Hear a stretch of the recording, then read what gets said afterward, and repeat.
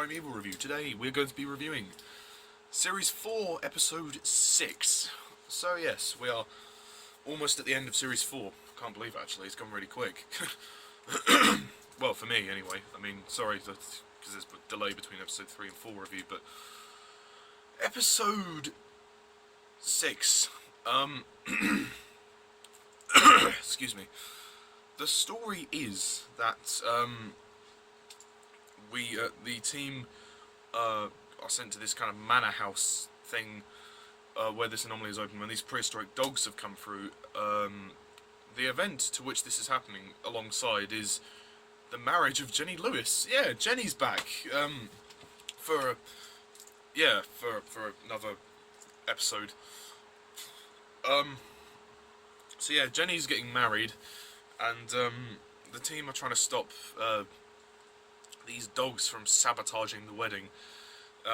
Meanwhile, they try and develop the Jess and Becca relationship thing with this scene with the bomb, which is really just filler. We also have Ethan who's trying to find his brother. Yeah, that's another development in the story. Ethan's trying to find his brother.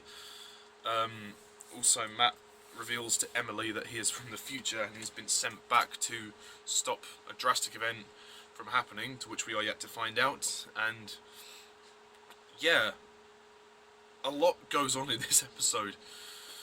Yeah, so episode 6, a lot is happening here, and I think that's the biggest drawback. It's not a great episode. No, this is, the quality is really dipping now, and it's becoming frustrating. This episode had bags of potential, but it just completely wastes it. I mean, first of all, that opening sequence, I'm not even going to talk about it, it's just shit. There's just too much going on in this episode. Like, with the previous one, there's just too much going on here. Like, they're trying to do so many things, and it just doesn't work. I mean, granted, the best thing about this episode is seeing Lucy Brown return as Jenny. It's nice to see Jenny come back for a brief cameo, although I do have to beg the question, why? I know she's moving on with her life, but her moving on to another man seems a little bit harsh. I mean, Cutter, died. I mean, they had a pretty good relationship, and it was developing somewhere. Her and Cutter were actually starting to fall in love, and then the writers decided to kill off Nick Cutter for some reason. And now Jenny's marrying this other, she's marrying this musician. I can kind of see why she's marrying again, why she's marrying somebody, but it makes Jenny out to be this kind of, like, I don't know, needy. Feels like she can't live without a man in her life. I mean, yeah, it's weird. She has to have, Nick Cutter, and then Danny Quinn's after her, and now she's marrying this guy. Bit obscure. But still, nonetheless, it's nice to see her back for a return performance. The rest of the cast, Ciaran McMenamin as Matt Anderson. I'm sorry, it's just that final scene of the episode when Matt's father dies, and Gideon, and Matt's like crying. He's like, that's the face he does. It's hilarious. I'm sorry, I can't contain myself. That is just funny as hell. It's just, his acting is just so bad. I mean, I just can't take him seriously. He's just such a bland character. He's such a boring character, despite the whole story arc with him being from the future. The actor Ciaran McMenamin, he's so shit. I mean, I'm sorry, but he's as wooden as a pin. No, not a pin, a plank. And he has the acting depth of a pencil. That is how far he will go to challenge himself for the part. I mean, he tries to put on a more emotional performance at the end, but it just doesn't work. Why did anybody even like the guy? Although it was quite funny when we first see Jenny, and then he says, "I'm Matt Anderson," and then she just ignores him. That's quite funny. Also, he comes across as a bit of a perv towards Emily. Like, oh, she stays with me. It's like, Jesus Christ, mate. Oof. Sorry, that was really camp. So yeah, that was a bit creepy. We also have Abby and Connor. I feel Connor gets a bit sidelined here because he ends up being locked down in the wine cellar with those little dogs. Connor really doesn't get to do much, although he does have some nice comedy. like when he says to Abby, "Oh, we should get married here." That was funny. And then Jenny's like, "Connor, a bit of advice. It is customary to propose to the girl before you actually arrange the wedding." So that was funny. For the most part, I don't care for any of the Jess or Becca scenes.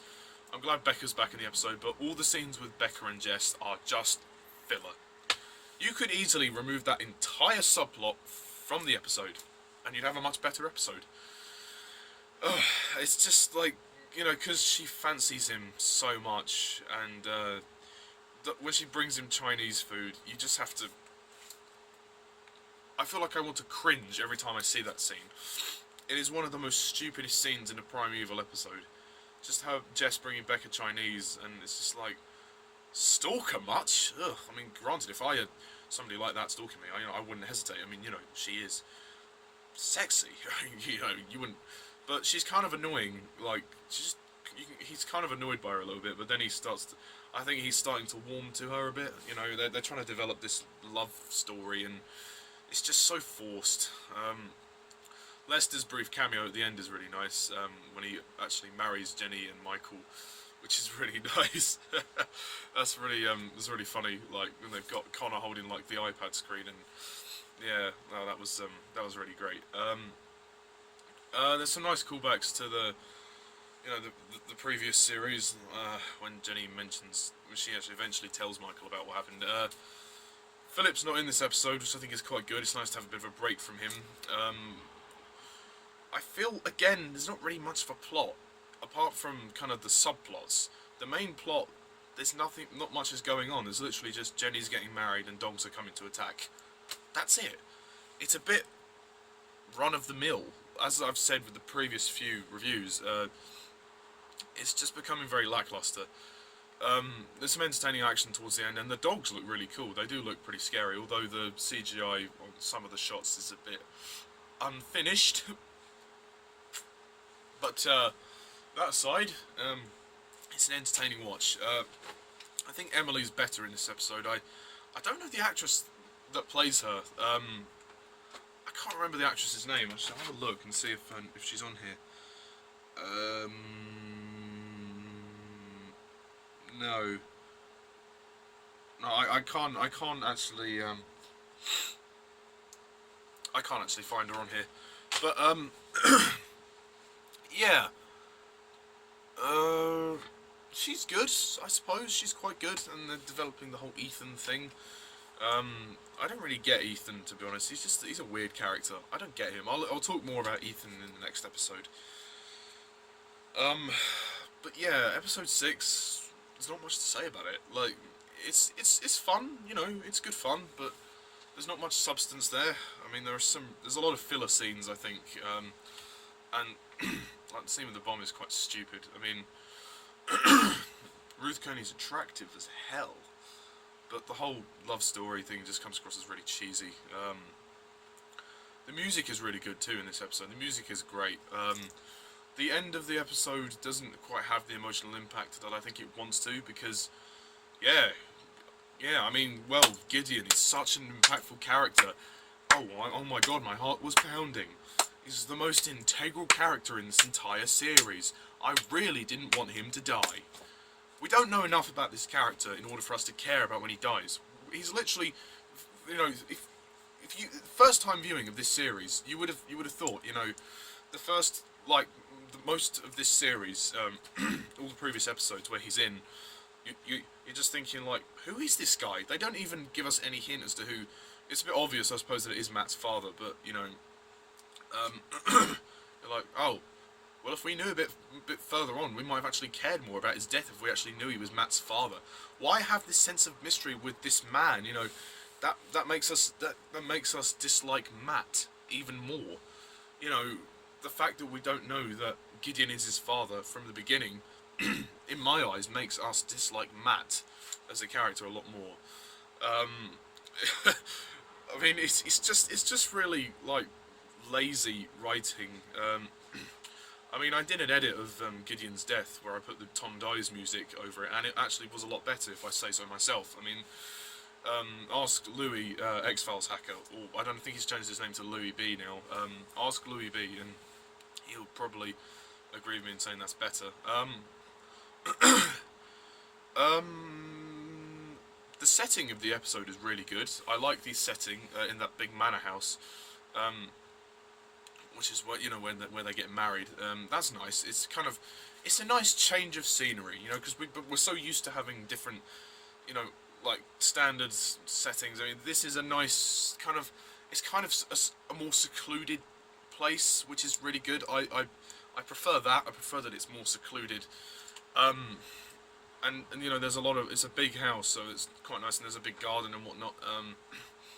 So in that sense, it makes the episode feel a little bit more classy, I suppose you could say. But in terms of the visual look of it, anyway.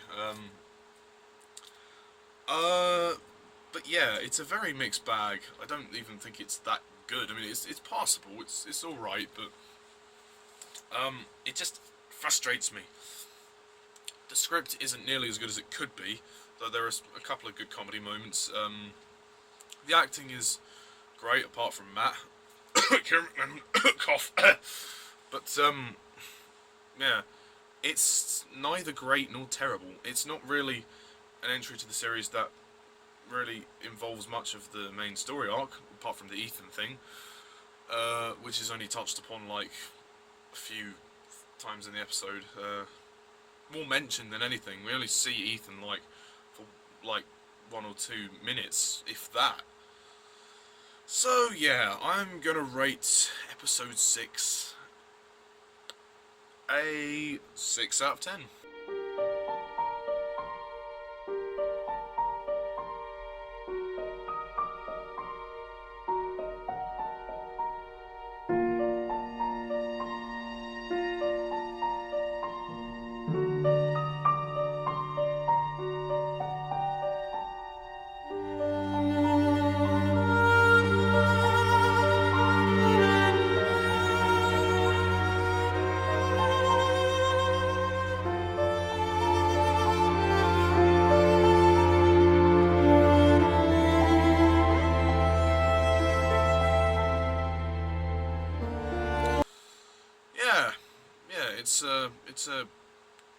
It's an alright episode.